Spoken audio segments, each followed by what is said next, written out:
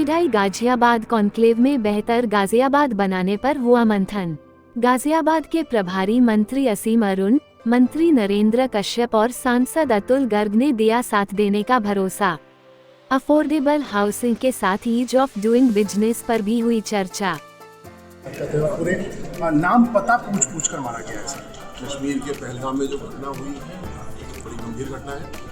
उसी गंभीरता से सरकार ने उसको लिया है और प्रधानमंत्री मोदी जी ने विदेश यात्रा को तुरंत समाप्त करते वापस आके कंपनी में जिन आतंकवादियों ने ऐसी घटना की है उनके पीछे कौन लोग इन्वॉल्व हैं, मुझे पूरा विश्वास है कि हमारी सरकार कठोर कार्रवाई उस पर करेगी और पूरी तरीके से आतंकवादियों को दंडित करेगी। कब करेगी, कैसे करेगी, ये सरकार का निर्णय, हमारी सिक्योरिटी फोर्सेस का निर्णय। लेकिन इसके साथ साथ दूसरा विषय और गंभीर है। जिस प्रकार ये पर्यटकों के ऊपर हमला किया गया है, उनका धर्म पूछ करके हमला किया गया है, ये दिखाता है कि पाकिस्तान और पाकिस्तान समर्थित आतंकवादियों की जो हताशा है, क्योंकि साल दर साल पर्यटकों की संख्या बहुत तेजी से कश्मीर में बढ़ती जा रही है और आज आम कश्मीरी इस बात से खुश है। क्यों? क्योंकि वो व्यवसाय कर रहा है, उसके जेब में पैसा आ रहा है, उसके बच्चे पढ़ाई कर रहे हैं, उसकी बेटी मेडिकल कॉलेज जा पा रही है। लेकिन ये स्थिति आतंकवादियों को और उनके आकाओं को पाकिस्तान में बैठे उनको पसंद नहीं आ रही। लेकिन इसका हल भी पूरी तरीके से जड़ से निकाला जाएगा और जो उन्होंने दुस्साहस किया है इसके बाद में किसी को मौका नहीं मिलेगा कि ऐसा दुस्साहस करें। सर, आप खुद पुलिस अधिकारी रहे हैं, क्या मानते हैं एक सुनियोजित तरीके से किया गया हमला था? ये स्पष्ट रूप से दिखता है जिस तरीके से आतंकवादी आए हैं।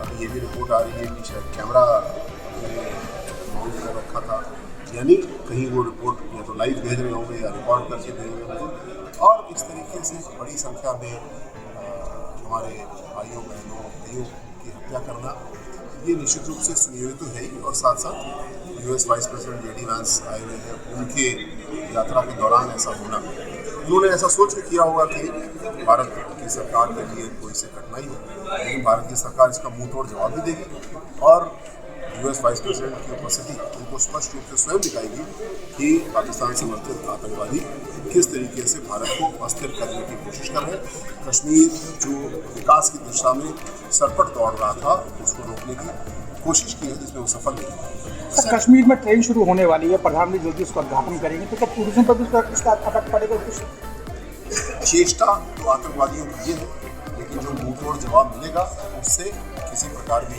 चेष्टा सिद्ध नहीं होने वाली। इसलिए क्योंकि हमारी सिक्योरिटी फोर्सेस में जो ताकत है उसको मैच करें। और उससे ज़्यादा बड़ी बात कश्मीर का आवाम, भारत के लोग आज इस चीज़ के खिलाफ खड़े हैं। आप देख रहे हैं जगह जगह प्रदर्शन हो रहे हैं, सोशल मीडिया पर इसकी भर्सना हो रही है, कश्मीर में सबसे ज़्यादा इसकी भर्सना हो रही है, क्योंकि आम कश्मीरी इस बात से खुश था कि आतंकवाद पीछे की बात हो रही है और जितना उद्योग, कृषि, हैंडीक्राफ्ट, टूरिज्म से पैसा आ रहा था उसके लोग खुश हैं। लेकिन इसको बर्बाद करने के लिए, इसको पीछे ले आने के लिए किसी को अनुमति नहीं जाएगी। बहुत सख्त कार्रवाई होगी और जिस विकास के राह पे कश्मीर चल रहा था और क्यों चलेगा। सर, अब गाजियाबाद के कार्यक्रम क्रेडाई गाजियाबाद कॉन्क्लेव से जुड़ा हुआ एक सवाल है कि आपने री इमेजिनेशन की बात की है गाजियाबाद के लिए। बहुत पुराना शहर है सर, कैसे री इमेजिनेशन के लिए क्या रोड मैप तैयार है और क्या सोच रहे हैं?